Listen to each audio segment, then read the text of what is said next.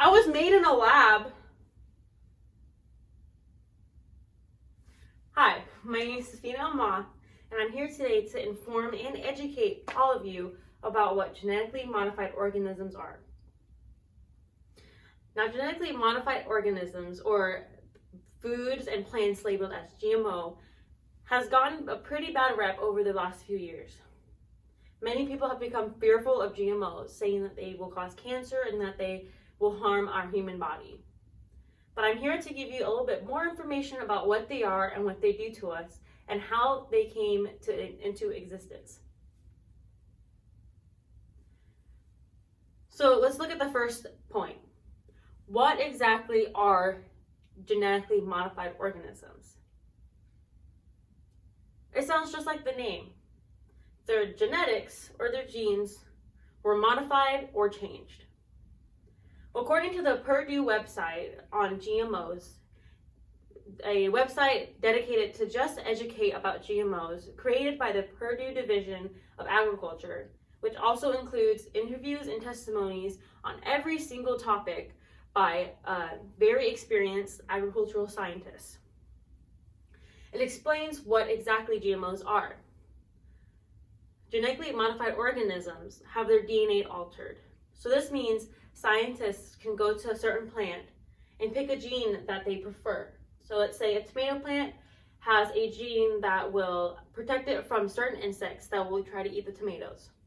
Now they'll take this gene that makes it invincible against insects and insert it into a very small plant cell that is very difficult to see with even a microscope. So right into the nucleus where all the DNA is held. Now this gene will be integrated into the DNA and will become part of the script. Now after this point, scientists, they don't go ahead and give it all these chemicals to make it grow super fast. Rather, they use naturally occurring plant growing hormones and help the plant grow. So this one cell that was modified is multiplying to create this little sprout of the tomato plant that will eventually grow and make tomatoes that are invincible to insects.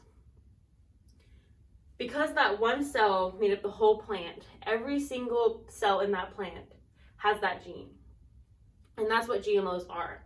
Now this can happen to other organisms as well as bacteria and fungi. So we have utilized this tool to create tomatoes and other vegetables and fruits to create a better tasting, longer lasting, and more colorful fruit or vegetable. That's pretty cool, isn't it? We were able to choose what we want in a plant and what will benefit farmers better. Now let's look at my second point.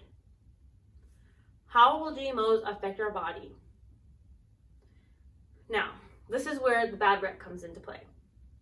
But an article produced by Harvard that is dedicated its whole entire website on breaking down scientific findings all over the world from different scientists and different experiments and putting it into plain English that people like you and me can understand.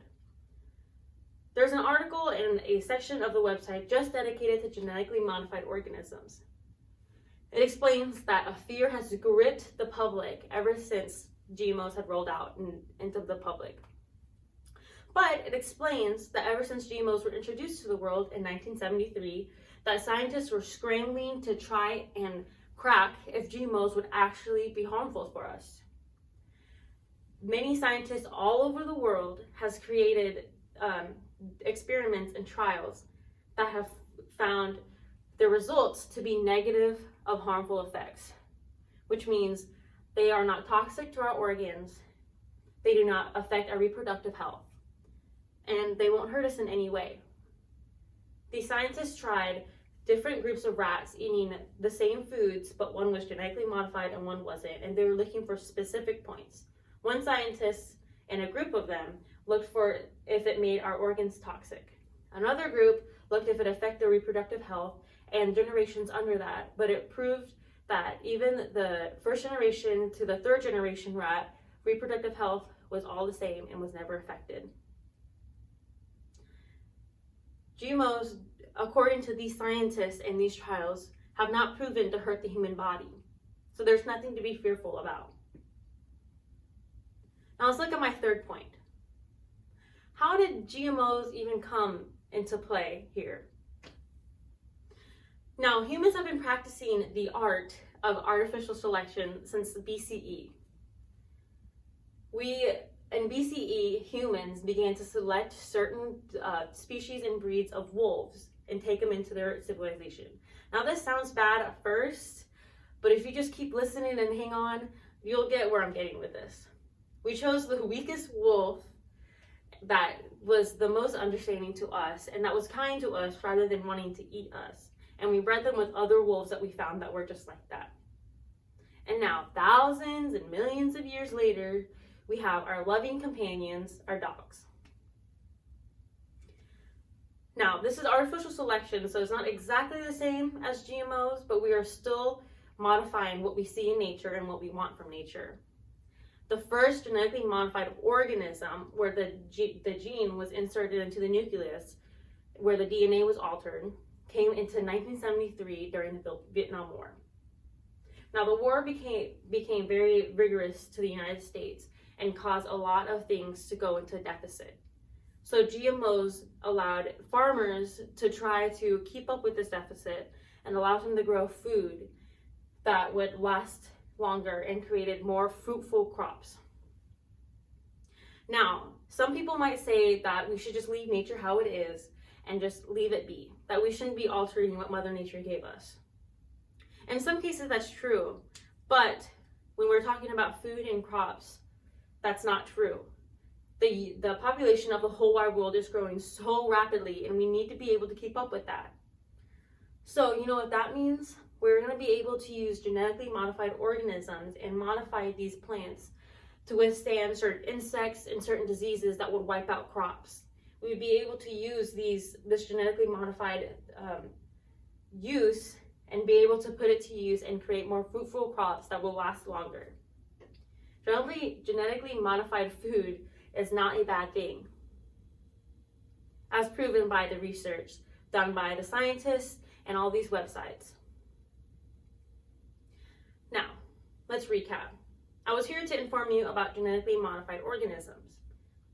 We looked over 3 main points, and we have learned a lot of things. The first point being, what exactly were GMOs? We learned that it is when a scientist takes a certain desired gene and injects it into a nucleus of a selected plant cell. That gene gets integrated into their DNA, and then scientists then help it grow with natural occurring plant hormones. Our second point, we looked at if GMOs negatively affect our human bodies. And it doesn't. Multiple scientists all over the world over 60 years have proven that GMOs have not affected our bodies in negative ways. At the third point, we looked at how GMOs even came into play here.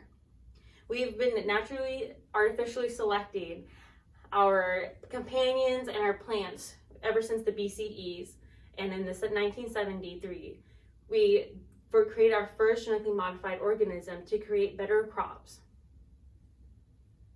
Now, we hear things from the media and from our friends and that we believe them automatically without even the slightest tinge of desire to research to see if it was actually true. And this is what happened here. Many people were misinformed about genetically modified organisms, so it caused fear to spread and a bad name was created for these. I challenge you to, every time you hear something from the media or even from your friends and family, to research it just a tiny bit even, to see if it is true, if there's evidence backing up this topic. Not only will I help you weed out true from false, it'll also help you develop understanding on how these things work. Genetically modified things aren't scary if you know where they came from and what their effects are. And with that, I thank you.